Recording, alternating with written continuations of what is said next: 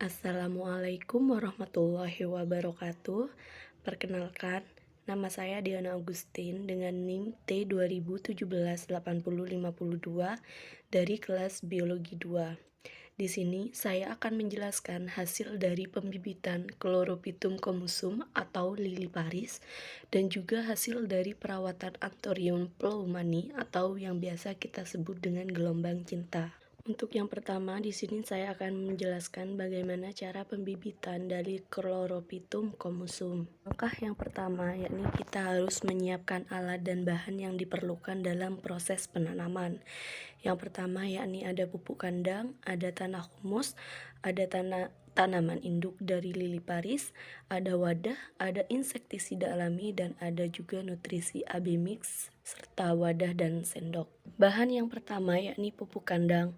Pupuk kandang di sini berfungsi untuk menyediakan unsur hara bagi tanaman serta dapat memperbaiki kesuburan dan juga struktur tanah. Di sini pupuk kandang berperan sebagai pupuk alami yang tidak memiliki efek samping terhadap tanaman. Yang kedua yakni tanah. Tanah ini digunakan sebagai media tanam bagi lili Paris. Tanah ini nantinya akan dicampurkan dengan pupuk kandang yang sudah disediakan dengan perbandingan 1:0,5. Mengapa demikian? Karena jika kita menanam tanaman terlalu banyak pupuk kandang, takutnya tanaman tersebut akan menjadi mati. Yang ketiga yakni tanaman lili Paris. Yang dibutuhkan tanaman lili Paris yakni agar kita dapat memperoleh anakan dari tanaman tersebut. Biasanya yang digunakan itu tanaman dengan kondisi yang baik dan juga sudah memiliki kesuburan tersendiri. Yang keempat yakni wadah dan sendok nasi. Wadah ini digunakan untuk tempat air dan sedangkan sendok nasi digunakan sebagai alat untuk mengambil atau menakar media tanamannya yakni tanah. Yang kelima yakni insektisida alami. Insektisida alami ini berfungsi untuk membasmi hama. Dan di sini saya menggunakan insektisida alami karena insektisida alami tidak memiliki efek samping terhadap tanaman. Dan juga kita dapat memanfaatkan insektisida tersebut menggunakan bahan-bahan yang ada di lingkungan sekitar kita, dan pastinya hal ini sangat mudah untuk didapatkan. Dan yang terakhir yakni nutrisi AB mix. Nutrisi AB mix di sini kita gunakan untuk sebagai nutrisi tanaman yang biasanya kita berikan selama 1 bulan sekali. Dan juga untuk insektisidanya ini kita berikan pada saat kurang lebih 15 hari. Untuk proses penanamannya ini lebih baik dilakukan pada saat musim hujan atau pada pagi hari dan sore hari. Yang kedua yakni proses penanaman. Dalam proses penanaman kita harus terlebih dahulu memisahkan indukan dari anakan. Yang kedua baru kita melaksanakan proses penanaman ke dalam media tanah yang sudah disediakan, dan setelah kita tanam sebaiknya tanaman tersebut disiram menggunakan air terlebih dahulu. Terdapat 2 cara yang bisa kita gunakan untuk memperbanyak tanaman ini. Yang pertama dengan cara memisahkan sebagian rumput dari indungnya.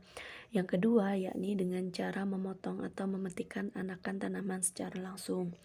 Dan untuk media tanamnya biasa kita menggunakan tanah yang dicampur dengan pupuk kompos.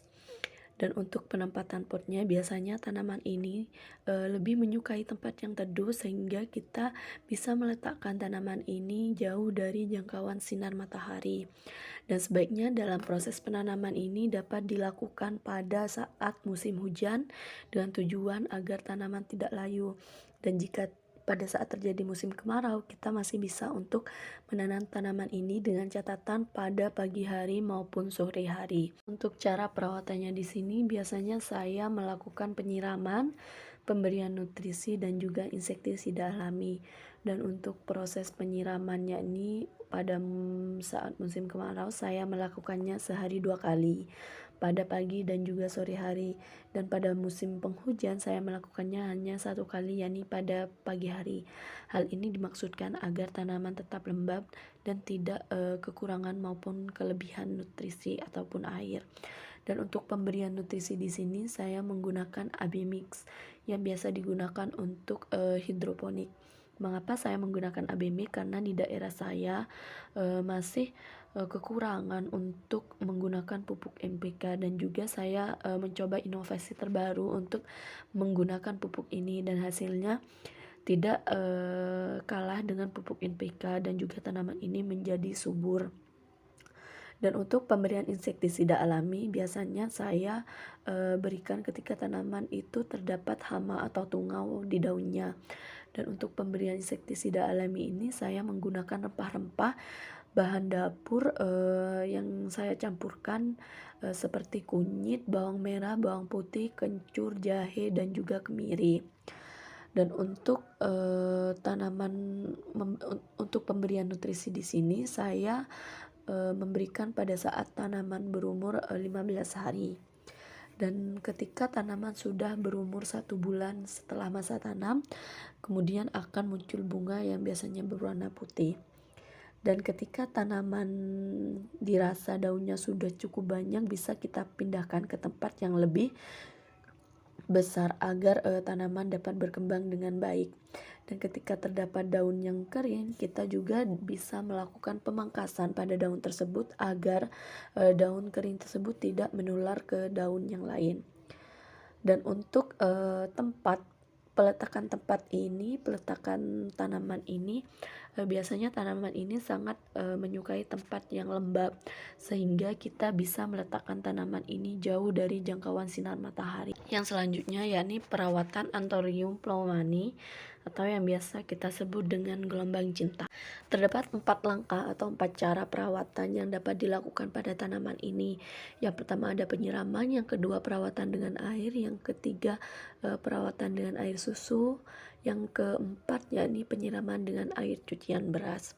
Dan untuk penyiraman biasanya saya lakukan sehari 2 kali, itu pada saat musim kemarau pada pagi dan sore hari.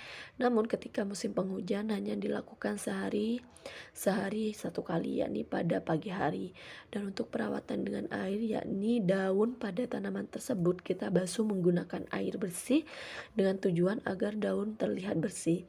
Dan setelah kita membasuh dengan air, selanjutnya kita keringkan terlebih dahulu, lalu kita basuh lagi menggunakan air susu dengan tujuan agar daun ini dapat mengkilap.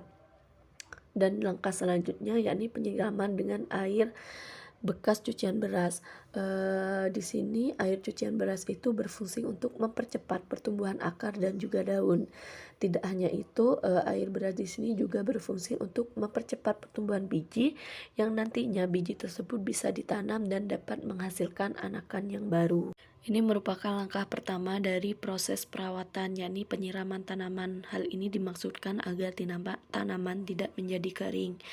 Dan yang kedua yakni membasuh tanaman menggunakan air agar tanaman menjadi bersih. Dan hasilnya bisa kita lihat ketika kita basuh dengan air. Dan yang ketiga yakni dibasuh dengan air susu. Setelah membasuh dengan air, selanjutnya kita basuh dengan air susu sehingga daun dari tanaman tersebut menjadi lebih mengkilap.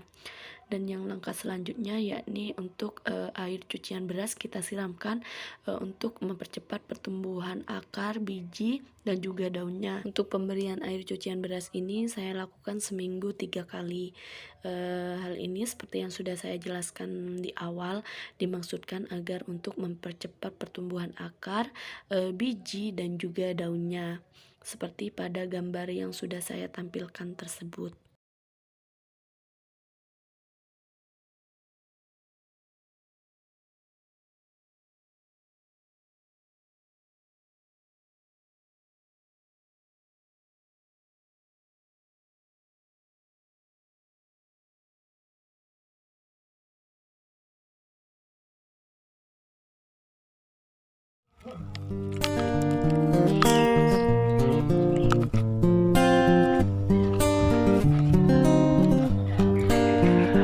Apapun mereka bilang, tekadku takkan hilang. Jalanku masih panjang, garis akhir yang ku pandang.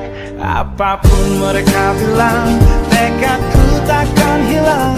Jalanku masih panjang, garis akhir yang ku pandang. Apapun mereka bilang, tekadku takkan hilang. Jalanku masih panjang, garis akhir yang ku pandang. Dari awal pandang akhir, ku rombak takdir. Kecilnya kemungkinan, ku buat kocar kacir. Sejarah mulai saat ku langkahkan kaki ini. Cibiran tantangan, ku undang mari sini. Terseok mata kaki, tegar di mata hati. Lupakan kebiasaan buruk meratapi. Kantong kosong, ringankan gerak. Waktu kan mengisi pundi dengan emas perak. Rangkai kata bait per bait jadi genap. Angkat sini